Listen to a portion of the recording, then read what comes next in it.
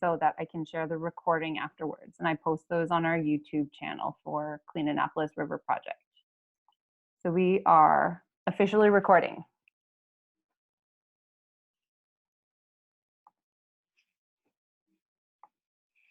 Okay, so you guys have all had an introduction to HERP before, but just I guess as a reminder, we're an environmental nonprofit organization, and we're driven by our mission, which is to enhance the ecological health of the Annapolis River watershed through science, leadership, and community engagement. And tonight our plan is to talk through the monitoring protocol for the FrogWatch program. So our hope is to get people out starting to collect observations of frogs using sound. So visual observations are a nice bonus, but the good thing about this is it gives you a lot of flexibility. You don't necessarily have to go right into a wetland habitat. And we have so many wetlands around Nova Scotia, it means people from all across the province can potentially be helping to document different frog observations. So we'll go through kind of the general program objective, our target species, site selection, data collection, and then next steps. So at its very kind of basic level, the point of FrogWatch is to document the presence of different frog species, and as well as to estimate approximate abundance during their active season, so the time when they're breeding, and that's the time that they're vocalizing. We want to use it as a tool to get a sense of what's happening both pre-restoration at a planned wetland restoration site in Middleton, as well as post-wetland restoration. And it's also really good practice for the Nova Scotia HERP Atlas update. So when I say HERP or herptile, that refers to reptiles and amphibians together. And I have a slide later on talking more about what the HERP Atlas is. And one of the reasons data about frogs and toads can be particularly useful is because they are quite vulnerable to changes in their environment. So they need to be moist, they need certain habitats. So they can be used as an indicator species to look at changes over time. They can also, like the times that they're calling, because there's connections to temperature as well, can be kind of used to look at climate change as well. Katie? Yes. What's HERP? HERP it's a short for something. Short for herptile. And Herptile. Yeah, it's reptiles and amphibians. So those two groups together. That is a word. Is it herptile? It's a word. Well, it is a word. I think it's a real word. The science community uses it. I guess all words are made up, but definitely not like one of the more common ones. So always bears explaining if I forget to do that. One of the nice things about studying herptiles in Nova Scotia is that there's relatively few of them. So with our frogs, for example, there's only 8 different species that you need to learn until you know them all. And so we're going to move into separate slides to talk about each individual species. And Leaf is confirming for us, yes, it's a scientific term for reptiles and amphibians.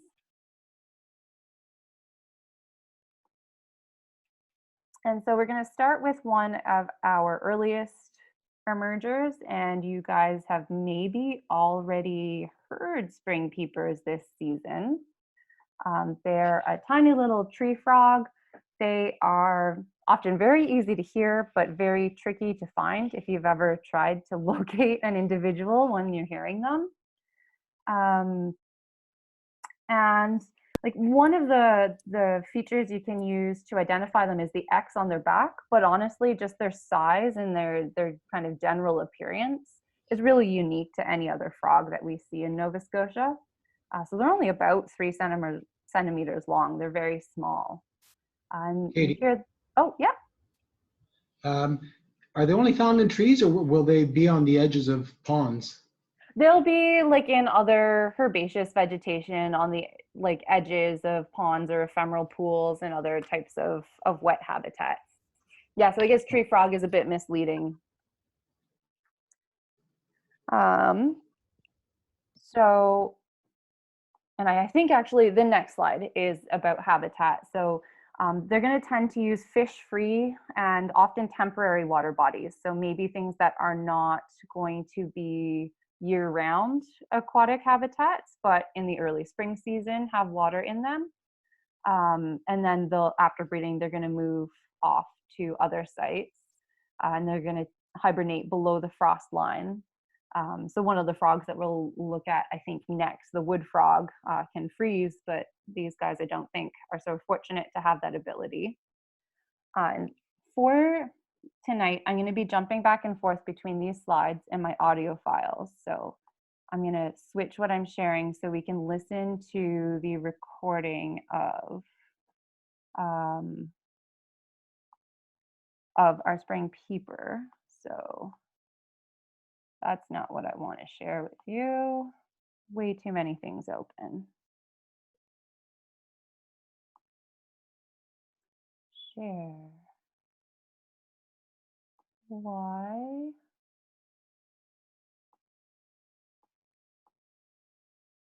Why don't I see my internet option? Oh, sorry about this, guys. I think it's because I had it minimized. Yes, it is. There we go.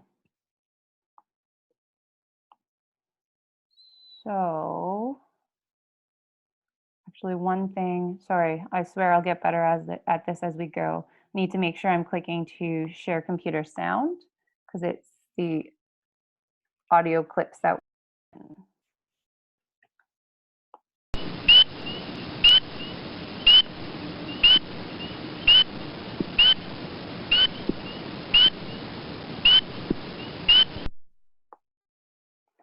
So that was our spring peeper. Could you guys hear that audio? It was an okay volume? Yes, we good. And it's aptly named, isn't it? A spring peeper. Yes. And one of the things that I think is really useful to do if you're, as we go through all 8, struggling to remember them, is like come up with whatever little rhyme or clue it is. Like some of them to me sound like people hammering nails into wood, the peep, and I kind of like, I don't know, I feel like I'm in 4th grade again. You come up with these little things like you're studying for a test, but it works. So I'm going to jump back. So the nice thing is most of us know peepers. So we're not starting from square one with our frogs because we can probably go out and right away identify spring peepers. And often you're going to hear a chorus, so you're going to hear more than one individual at a single time. So we'll move to our second species, which is another relatively early emerger, and it is the wood frog. So they are larger than our spring peeper. And to me, the appearance characteristic I remember most is that dark patch on their face. And one way to describe their calls would be a series of short quacks like a duck. But again, when you hear it, if it doesn't sound like a duck, just come up with something else that it does remind you of. And in terms of habitat, they're often found in wooded areas near or in vernal pools. I found them quite often in relatively disturbed habitats. So one of the landings we have where we were piling wood roadside were some vernal pools and kind of the sides of the road. And it was just loaded with wood frogs. So very disturbed habitat, but lots of wood frogs in the spring. And so we're gonna do our jump back and forth so that I can share the audio clip for the wood frog.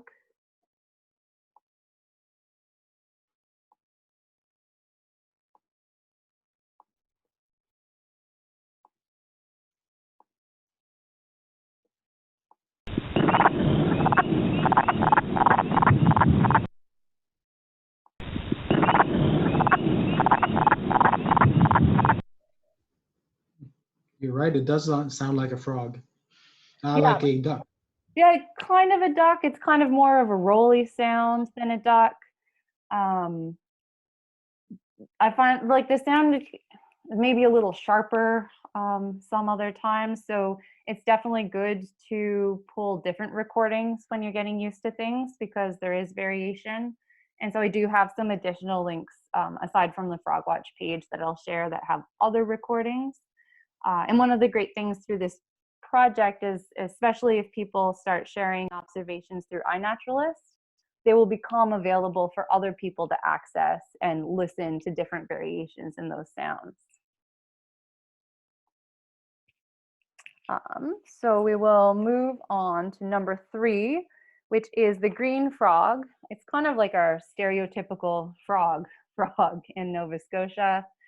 There is quite a bit of variation in color, so they can range from a green to kind of a yellowish or browny, bronzy color. And they can have some spotting and markings, although they're often relatively plain, especially when we compare them to like the pickerel and mink and leopard frog, which you'll see later on. And one way to describe their call is a deep twangy gung, like a loose banjo string. So this song or sound is going to be similar to the mink frog. So that's one you'll want to kind of make sure you're listening to ways to contrast between the two.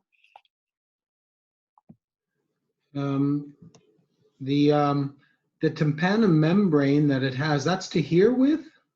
It helps to channel sound vibrations to their ear. So, oh gosh, I just looked up like a proper explanation before this, but like it doesn't exactly do the hearing, but it helps like conduct those sound waves towards the ear. If that makes sense. Right. And if Leaf or Devin or anyone else on here wants to add to that, then definitely this is a collaborative effort for explaining things. Will we be, will you give us this slide to review later, or will it go with you? Yeah, no, I can share all this stuff. And I have kind of little like flashcard things that I've made for myself that I can share. Okay. I'm gonna play the green frog sound. So loose banjo twang. We'll see what you think about that description.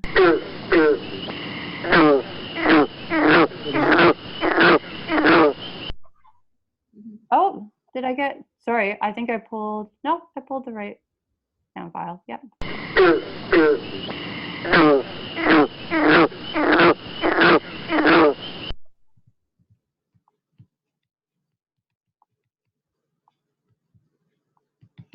And in terms of habitats, they're pretty common across any variety of freshwater habitats, so lakes, wetlands, ponds, streams. So you have pretty good chance of seeing them across the province. They're one of, I think, a more prolific frog species. So another probably pretty well-known species is the bullfrog. So when they're adults, these are big boys. When they grow, they're going to, again, have a variety of colors, anywhere from pale to dark green on the back and kind of a creamier or maybe yellower color on the underside. They do have a very large tympanum, always larger than the eye. So there's kind of a feature you can use, maybe especially if you're getting them confused with green frogs, because they are, I mean, bullfrogs at some point are a juvenile, so they're going to look maybe a little more similar to a green frog at that point. And that yellow color is really going to be pronounced for males in the breeding season. And they can be impressive. So the fact that adults can grow up to 17 centimeters long, that's a good sized frog. And you'll often hear their call described as a jugorum type of sound. Katie, do all frogs have, like the Peeper, does it have a visible tympanum membrane as well, or just the other frogs? We can go back to them. Like you can kind of see. Oh, I see. It's very little. So well, I'm hovering above it. Yes, I see it. But it's not a great field marking. Right. Okay. So again, like wood frog, no great field marking there. Right. But our green frog, that's nice and clear. And again, bullfrog, nice and clear. And they're going to use lakes, rivers, streams, and other type of wetlands. So kind of regular or season, like full season aquatic habitats.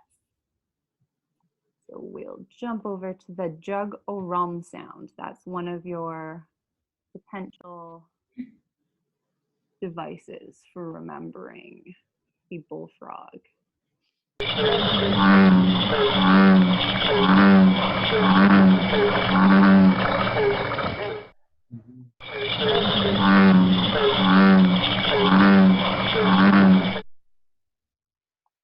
So it's kind of got a nice crescendo to it.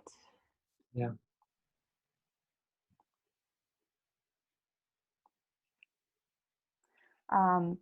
The next three that we're going to move into, I find a little trickier. And in part, it's because I hear and see them much less frequently than the others. So they're just not as familiar. So the first in that group of three of kind of spotty frogs, as one way to think of them, is the mink frog. So they're kind of a medium size with an olive brown color. They can have dark spots or mottling. Sometimes they're going to be kind of more clear spotty, and sometimes it's kind of more blobby. They do have a relatively large tympanum, although it's a little more challenging to see because you don't have that color contrast that you have in the other species we've looked at. And I cannot attest to whether this is true or not, but I guess they get their name because of their smell, which is quite pungent. Although us being humans, I doubt we're going to know they're there because of their smell. If anyone does find one, smell it and report back to us. Was it pungent and musky?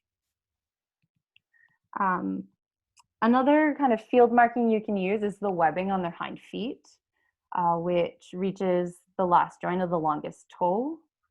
And in terms of their call, one way to describe it is a series of rapid 3 or more croaks, like the tapping of a metal hammer on wood.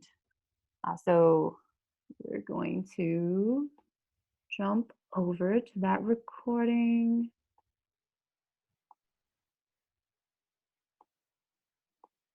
We've got the mink frog.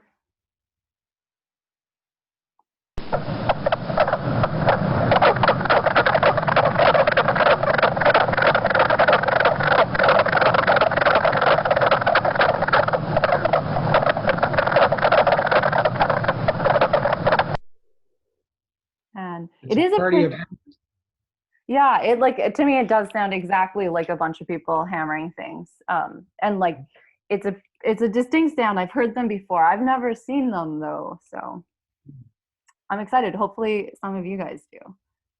Yeah. Where are they found? So I don't have any like watershed observations of mink frog. I did download the data, like the past FrogWatch data, and there's some records and they're kind of scattered about Nova Scotia. I think I found a few in Keji. Okay, in Keji? Yeah. And I would have heard them at some sites off Highway 8 on some of the community forest sites, so that same general area too. Mm-hmm.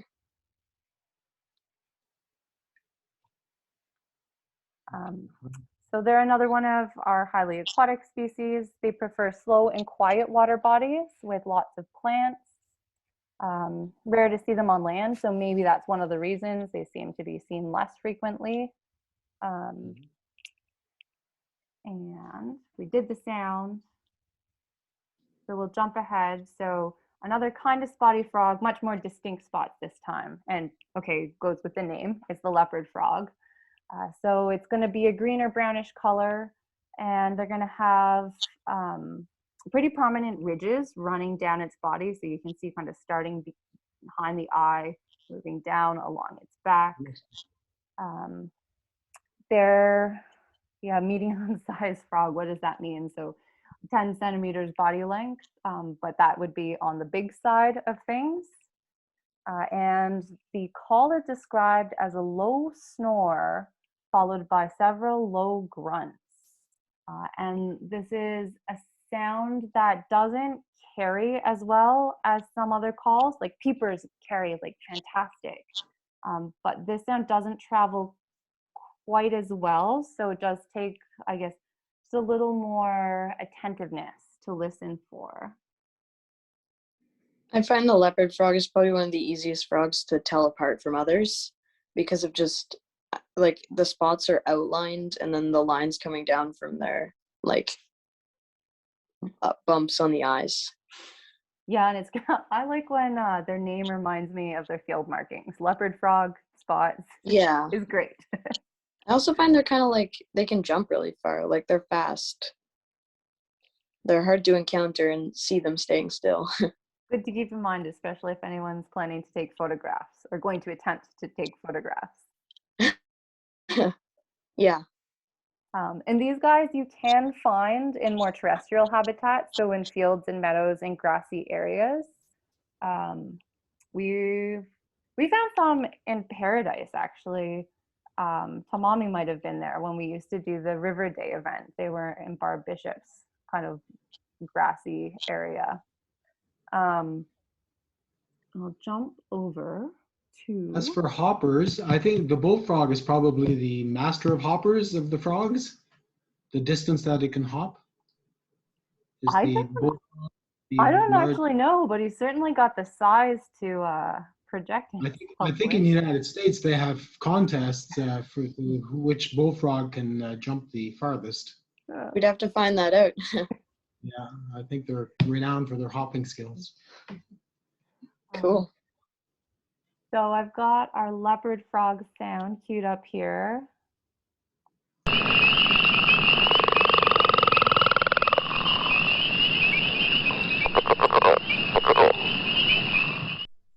So you've got to separate it from the peepers that are going on in the background. It's the sound that at the end sounds more like a wet finger on a balloon type of thing. So I'm going to play it again. Mm-hmm. Just like mentally get rid of the peepers.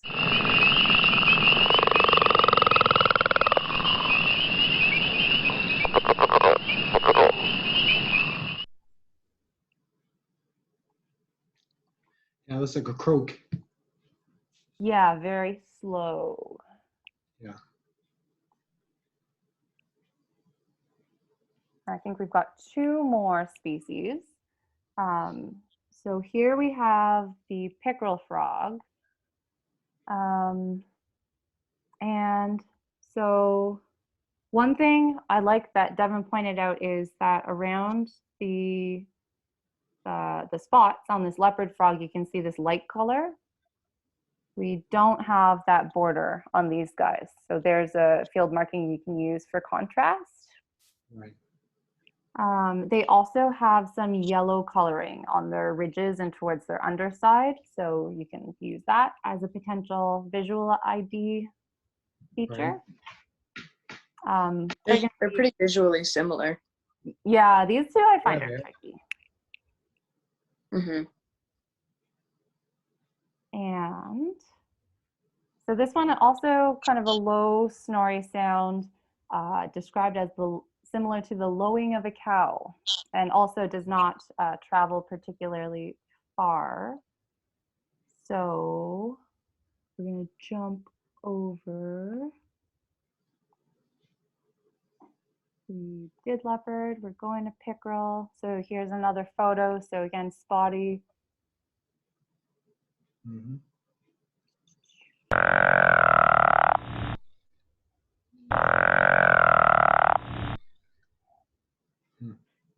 So one of the differences that's noted is that it doesn't have those short grunts at the end that the leopard frog does. So it's just snoring. It's not a snore grunt combo. Mm-hmm.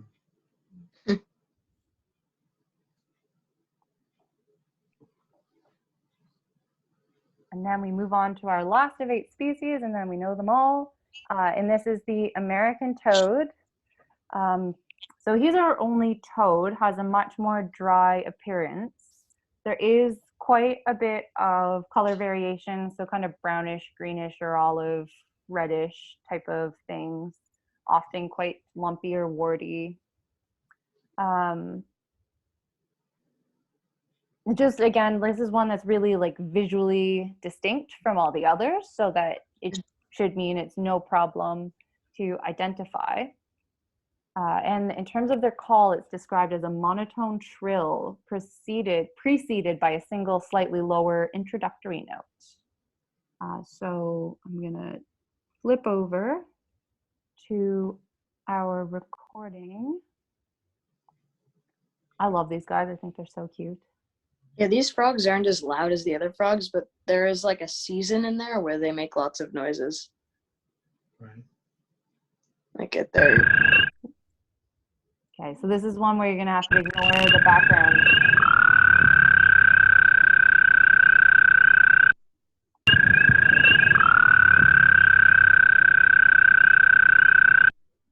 So it's that trill that you hear on top of the peepers again. The peepers just want to dominate. They've got such a loud call. Kind of sounds like the alarm I set. That sounds terrible. Tell me, are different species of frogs aggressive with each other? Like, will this toad tangle with the peepers for territory? I don't actually know. I'll have to ask some more of the HERP people that and get back to you. Mm-hmm.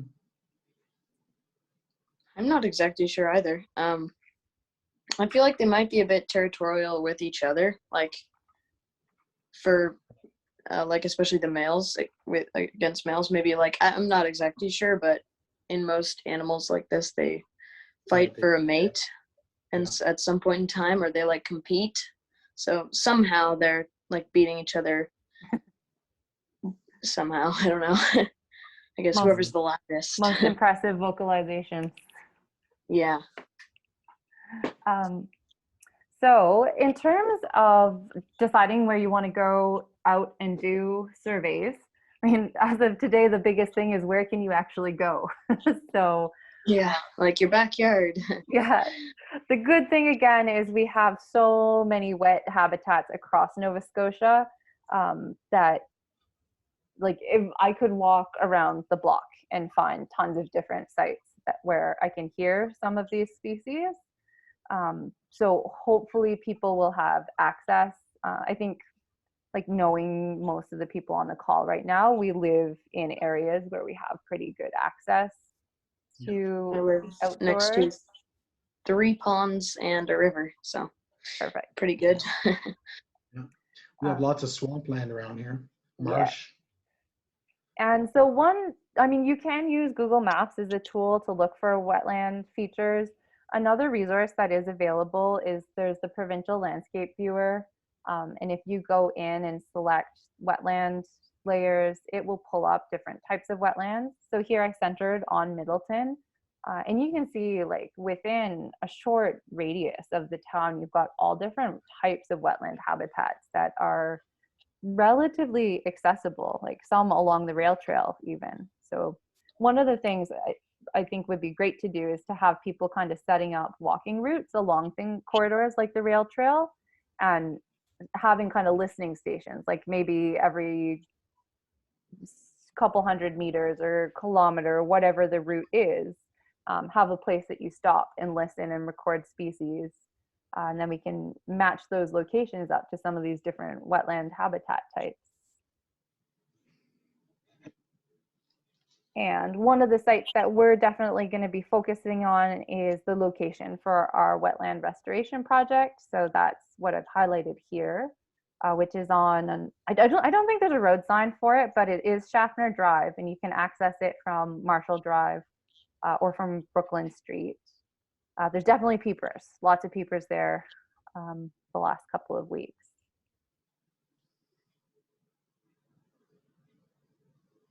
And One of the other things we want to kind of tie this into is a good year of practice for the Nova Scotia HERP Atlas. So the HERP Atlas is a project being led by Mersey Tobiatic Research Institute. And there was an initial Nova Scotia HERP Atlas done a number of years ago by MTRI and Acadia and other partners.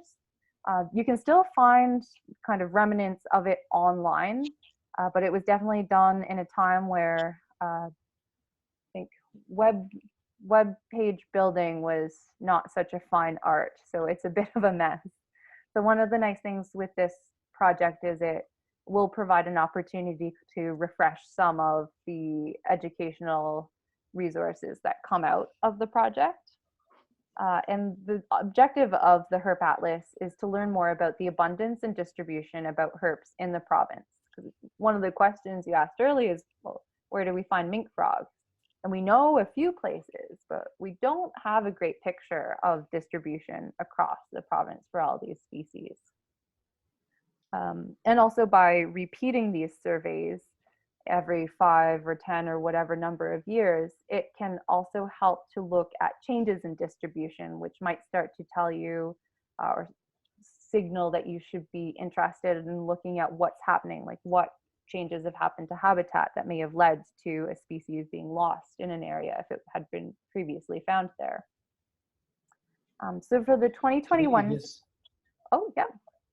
Katie, this frog that's pictured here, is that a bullfrog or is that an American toad, I think? American toad, yeah. Toad?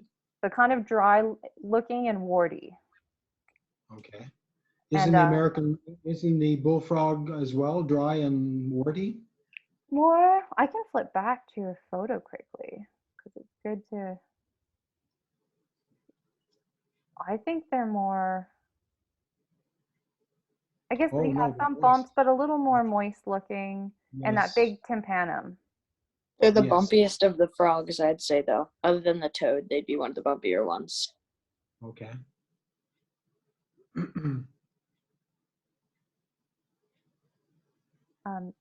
So yeah, for 2021, we're hoping to get as many people out collecting citizen science observations of all reptiles and amphibians. And the way to contribute data to that project is to use the iNaturalist platform to upload observations. Although if people aren't not interested in iNaturalist, not going to use it, then we can collect observation data and enter it on their behalf. I just recently figured out that you can put audio files into iNaturalist. Yes, so I'll jump ahead. Oh, it's way up here. It's a relatively new feature that on iNaturalist, you can either record a sound using a different app. So I have an iPhone and I use voice memos quite often to make recordings in the field. Or you could directly record the sound and upload the sound. So you're no longer just limited to photos with iNaturalist. Yeah, that was pretty recent because I've been using iNaturalist for like a couple of years, but I took like a few months break and then I came back because it was like winter, couldn't find too much. Yeah. I came back and there was a new like voice feature. Yeah, so I think it was probably the birding community who really pushed for it, but it will end up benefiting frog observation. Anything that makes a noise. Yes. So yeah, HERP Atlas, you can observe all different reptiles and amphibians throughout the year. And there will also be systematic surveys happening in 2022. So there will be opportunities for volunteers to get involved with that. And those surveys will be a little more intensive. So there'll be an assigned area where people are both visually and doing visual surveys as well as auditory surveys, also looking for evidence of breeding. So do we see egg masses? So a lot of planning still needs to go into that really formal survey process. And we'll have more announcements kind of coming through this season into the winter to talk about how you can get involved in that component of the project. So Katie, how will this lockdown affect the walkabout we were going to do in May? Will it be canceled? Yeah, Postponed? I would, if it was yesterday, I was going to try and do it because it could be just community members from Middleton and we could stay under the group size. But I think with today's update, it's just wait for 2 weeks and see what happens. Yeah, okay. Unfortunately, we had so many things planned, but Yeah. that's life. And how about the frog project here in Middleton? Will that go forward or is it on hold as well? We're hoping that people like yourself will still get out and take recordings and do some surveys, because that can be part of like your normal allowable recreation, right? That fits within No, I'm the talking about the the wetland restoration, the what? Pardon? the full like wetland restoration project. Yes. Yes. That will still go ahead. Okay, As good. right now, the way we've read the guidance, work activities that take place outdoors, adhere to physical distancing and all the other guidelines are still okay to conduct. And so we should be able to keep making progress with that project. Okay, good. And the wood turtle, like the wood turtle thing that we were going to do as well. I know this is a bit different than the frogs, but is that still going forward, or So what do we think about that? our staff can go out. I don't think I can invite people because like Yeah. it's outside of their community, right? So Yeah, I'm a bit far away. I know, and it's so frustrating. Yeah, kind of sucks that we had to have I think it was like 96 cases Yeah. Yes. today. High. But I mean, hopefully we all do our part. We stay home for the 2 weeks. A little more flexibility is allowed in Western region after that time. It'll still be wood turtle season, so we can still get out with you after that. Yeah. Perfect world. Well, I guess still imperfect world, but best case scenario at this point. Yeah. Hey, Katie. Yes. The Middleton Restoration Project, what exactly will you do for this project? Yeah, so the restoration component will take place over the next 2 years. So you've been to the site, I'm sure, right? Yes, yes, It's I have. quite. And what will be done there? So some of the areas where there's been mineral soil kind of pushed around to fill in the wetland will be removed. And a lot of that will be borrowed and used to kind of raise an area to build a trail, like a perimeter walking trail around what will be the restored wetland. Okay. Any of the existing wetland will be preserved as it is, but there's some areas that are just filled with that gravel now. And we're also hoping that starting this spring, we can salvage some wetland soils from an alteration project that's happening fairly locally. Because having a native wetland soil will mean it comes with a seed bank, and we're going to see much quicker green up versus needing to bring in seed and then germinate that. Mhm. But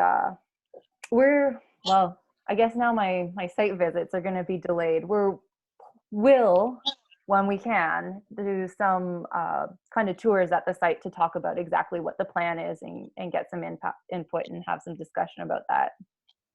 Okay.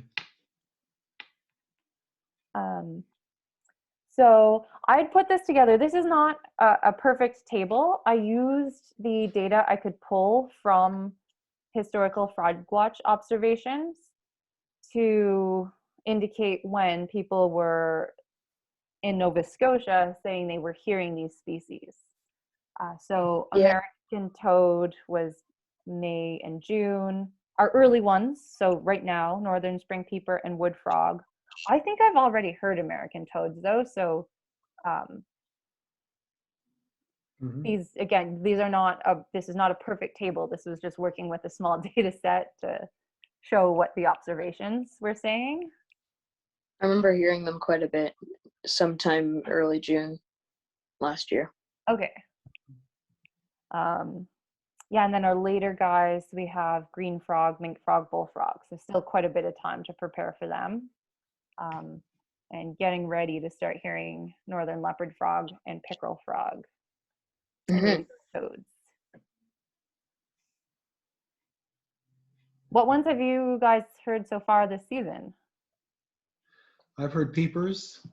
Yeah, me too. And I've heard another, and I've forgotten what the call was like. It's just near the AEES, the elementary school, in the swamp in the back. And I was listening to them for quite a while. They were calling to each other. There were just two, probably a male and female. They were calling back and forth to each other. Maybe it was two males. But I couldn't see them. I couldn't get close to them. But I wish I would have had a phone to record it. It was a distinct one. I hadn't heard it before. Maybe there's a site to get out and visit sometime, not Yes, too. I will be going there again, yes. Yeah, I've heard peepers, and I believe I've heard a leopard frog. Cool. Mm-hmm. So the nice thing with this is that the actual surveying is super easy. The protocol asks you to listen for 3-minute intervals. You can certainly do longer, but often if there's calling, then you're going to hear it within those 3 minutes. And ideally, you'll get out to a site and monitor it once or twice a week. So, sorry, this turned out really grainy when I copy and pasted it over. We're working on making a data card that's similar to what we use for our wood turtle project.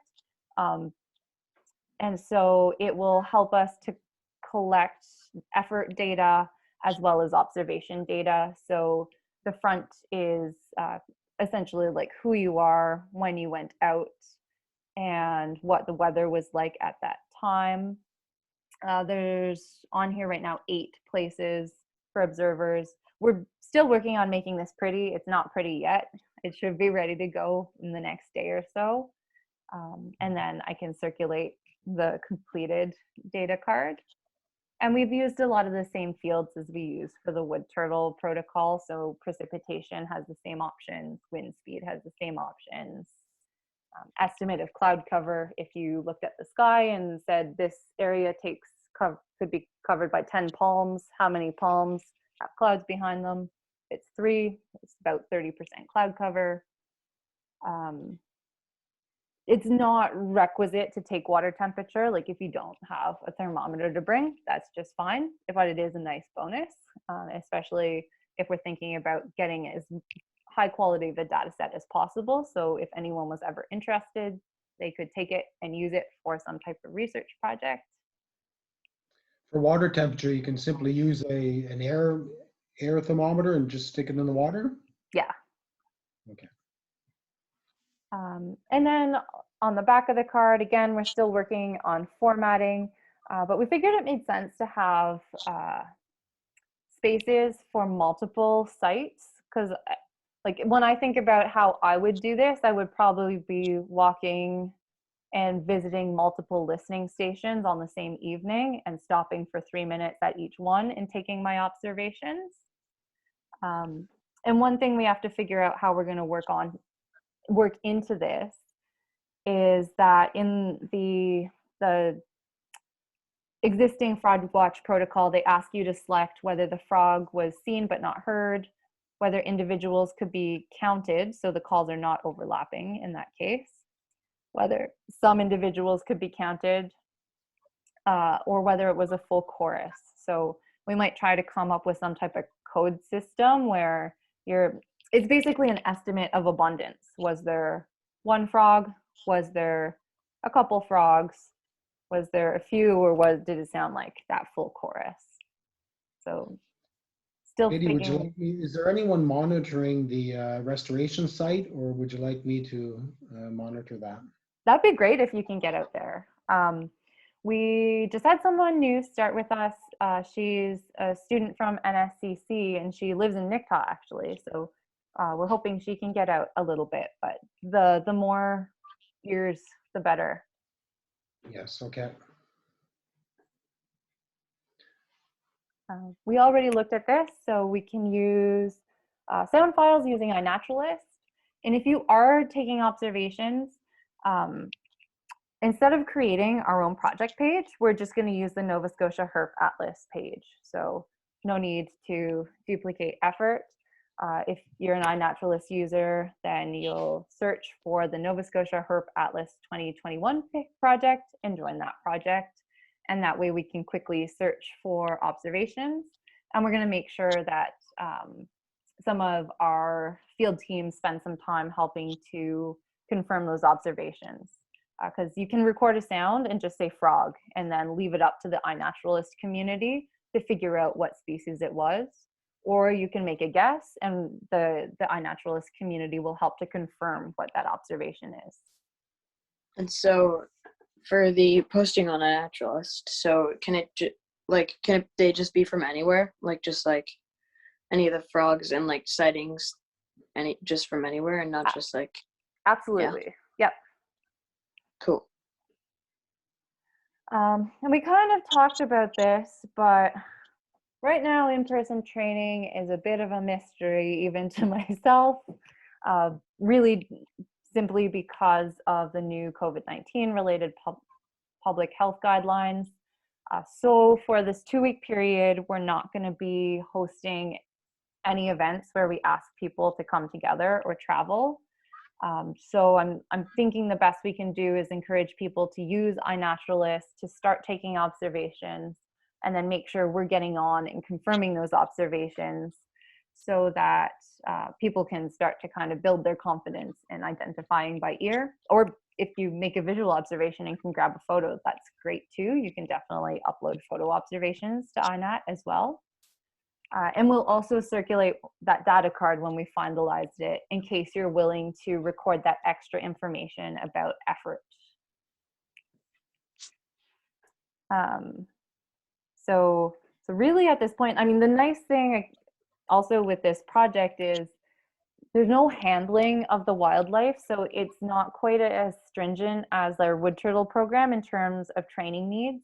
We don't need to go out with people to make sure they're trained because it's a passive observation. So people can get out. You could go out tonight, like there's still time.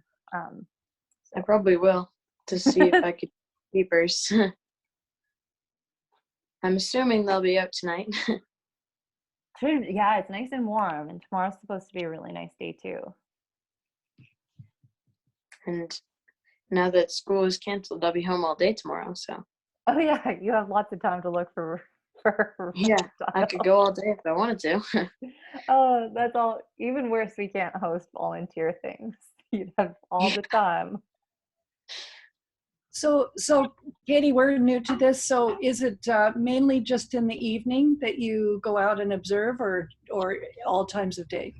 Evening's going to be your best chance for success, although you'll sometimes hear frogs during the day. But if you're going out kind of as a volunteer, we'd encourage you to go out in the evening.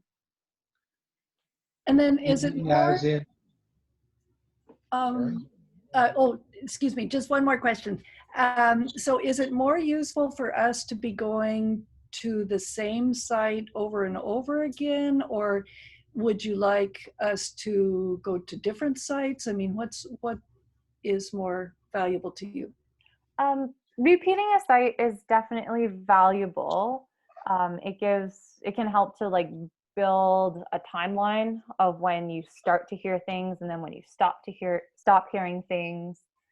And of course, even if, say, you made your first visit and didn't hear something, it doesn't necessarily mean it's not there. It may have just been a little too early in the season. So that's why that like weekly or ideally bi-weekly, as in 2 times in the same week, I guess bi-weekly kind of goes both ways. Weekly or bi-weekly is ideal. So repeating a site multiple times. Okay.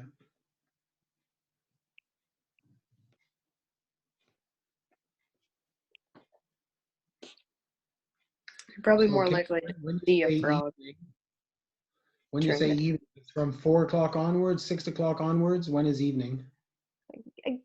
Approaching dusk type of. Oh, that thing, late. yeah. Okay. Okay. Normally I start hearing them like maybe around, like for me it's probably around 8 or later, because since it's starting to get longer, the sun's going down later, and later seems like every day, but they tend to come out near sunset or after. Like you'll hear them like at night. Like you could be out 11 p.m., 12 p.m., you'd still hear them probably. and some are like prolific singers, so that like often you'll hear peepers earlier, but they'll still be calling later on. So if you time it for the evening, you might capture those other species as well. Hmm.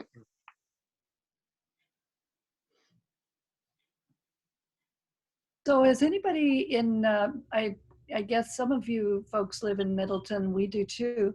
On the other side of Brooklyn, from the site that you're restoring, there's a beautiful wetland over there with a bridge. And I don't know if anybody is going there or studying that area, but boy, there's lots of, I mean, I haven't been out at that time of night, but there's just, it looks like a very healthy wetlands. And I reckon there'd be a lot there. And I don't know if that's Slocum Brook watershed or the one just to the west of Slocum. But do you know what I'm talking about, Katie? Because it's a really lovely, lush area.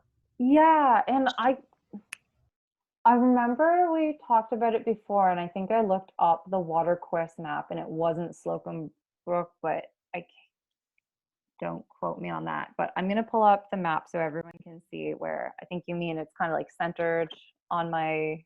Can you see the map I shared here? Yeah, I think that is it, and I think it's that that lovely, lush watery area there. Mm-hmm. Lots of duck activity, and what else have we seen? Maybe beaver. I don't think it's where you're indicating. That's between School Street and Brooklyn, and I think you want to go on the other side of Brooklyn. Okay, sorry, Yeah, other right. side of Brooklyn. You're right. So we're. No, you want to go the other way. The other way. Scroll. Where's Brooklyn? It's Victoria. Keep going. Keep going. Where? Brooklyn must be the next Okay, one. there's Brooklyn, yeah. Yeah, there's Brooklyn there. So it's on this side. There it is. Okay, right there. It should be around here. Yeah, maybe a little. It should be. Yeah, there it is right there. I can see it right there. There's a little stream crossing the rail line. It's out there. Your cursor's right there. There. So it's right kind of there. like centered right now? That's it right there. Yeah, that's it. Where your cursor is. Okay. Just it's pointing to it.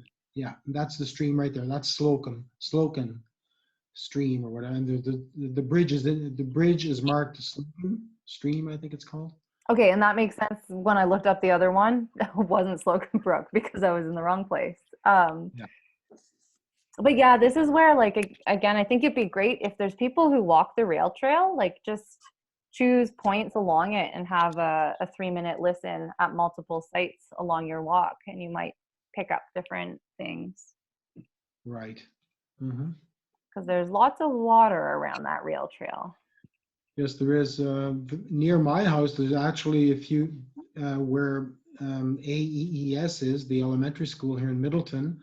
It passes near the rail trail, and then back in that area, and if you walk further towards Halifax from there, there's all sorts of marshlands, and that'll be a good place to investigate as well. So I'll be doing that section.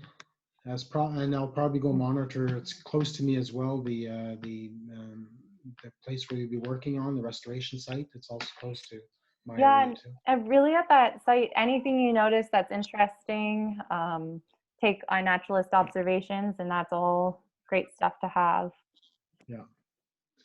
Yeah, it should be much easier tracking, monitoring frogs than turtles. Turtles, you have to really look for them if they're hard to find. Yes.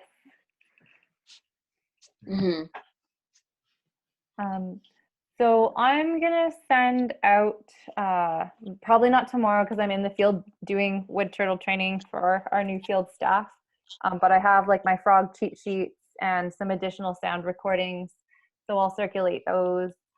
And yeah, we've got 2 weeks with lots of time to walk around and listen to frogs at least. Yep, we do. Yep. Oh, ring.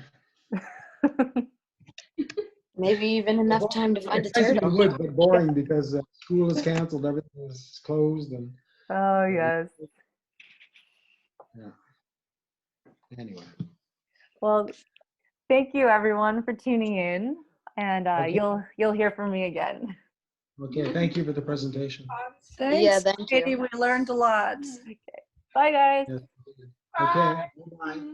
Bye. Bye. Leave over Bye. there. Wait, Thanks. Okay.